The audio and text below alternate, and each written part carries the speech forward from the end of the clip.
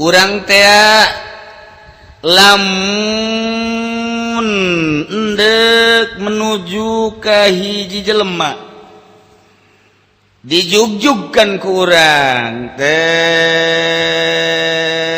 lukaliku perjalananna terus aya kendala-kendala datang ka ditu kan disambut komo geus SMS di heula mah sambut urang lamun carita kuari mah carita SMS tapi lamun carita belah kamari mama nu di Bogor teh saha nu di Bogor teh nu ku urang di jarahan teh di Jasinga kandang sapi saha Kiai Muhyiddin Parung Sapi eta kan babaturan Syekh Asnawi Caringi Mama Muhyiddin Parung Sapi teh eta eueuh SMS eueuh telepon eueuh kabar tapi ketika Syekh Asnawi endek nyaba ke Bogor ka anjeunna santri kan dititah turun cek mama coba urang kaluar ka jalan kabeh besi naon kitu ngarekapi heulaan aya naon emang mama sigana mama Asnawi meureunan deuk ka dieu saha nu ngabejaan eueuh nu ngabejaan tuh santri dititah nyambut bener datang ka jalan 10 menit kemudian datang disambutlah santri kaget kabeh nu di imahna ge kaget saha nu ngabejaan SMS eueuh naon itulah ahli-ahli Allah langsung dari hati ke hati Masya Allah orang makan dari mata turun ke hati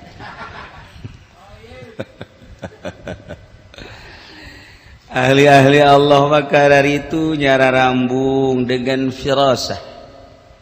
orang mah dengan perosa iyalah firasatul mukmin firasah jelema mukmin leuwih seukeut tibatan pedang dengan pirasat-pirasat etalah ilham ngaran dibere nyaho seakan-akan ku Gusti Allah eta salah satu contoh Mbah Muhyiddin Mama Muhyiddin Parung Sapi lamun mama sempur Mama Bakri dek ditanya masalah ku kiai di Jawa Tengah 10 masalah Mama Bakri geus nyieun heula we masalah 10 masalah nu bakal ditanya diteundeun di luhur di dinya ngebeng-breng gede terus tempelkeun di dinya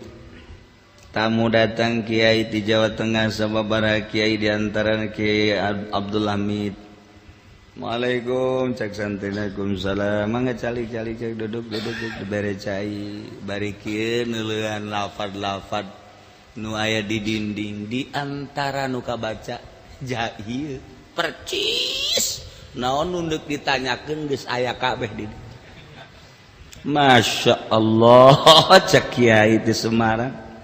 ieu mah teu kudu kapanggih jeung mama urang geus dijawab ti heula di dinya ya Allah ya Rabbi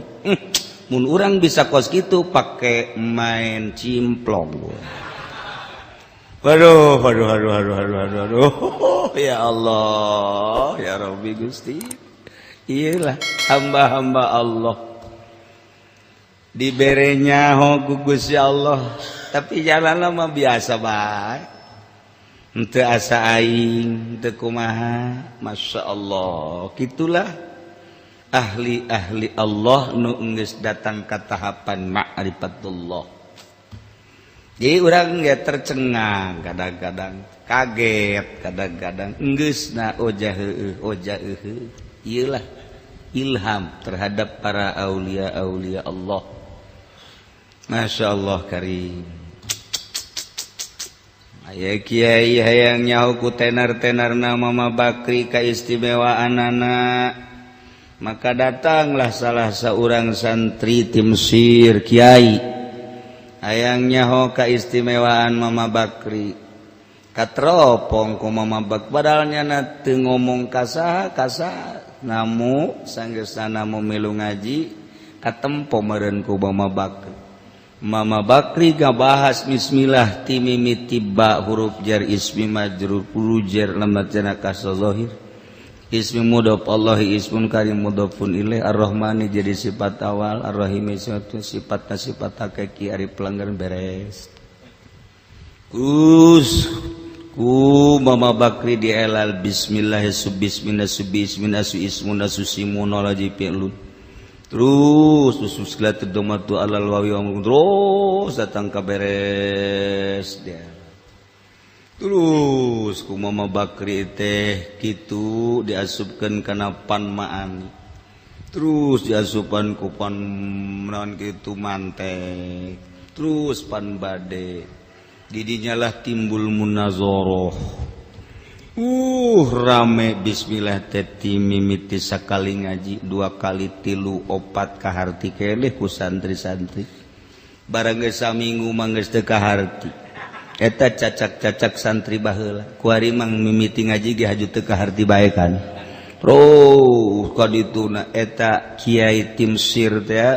senyum-senyum bae seminggu masih kaharti barang geus lewati seminggu manyana geus teu kaharti sarua bae pohara jasa ilmu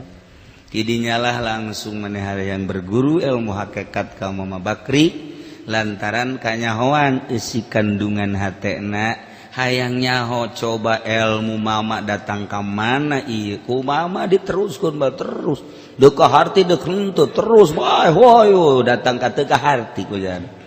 kitulah ahli-ahli Allah jadinya kakarak taslim berarti istimewa Mama Bakri itu orang mun ngaji di Mama Bakri biasa baik artinya biasa baik biasa eueuh leuwih tapi ketika aya masalah anu rumit seakan eueuh masalah nu rumit di otak Mama Bakri ilah ahli-ahli Allah almarhum Abah kitu Agrat mitoha Abah Bapak kolot kula min jihati Umi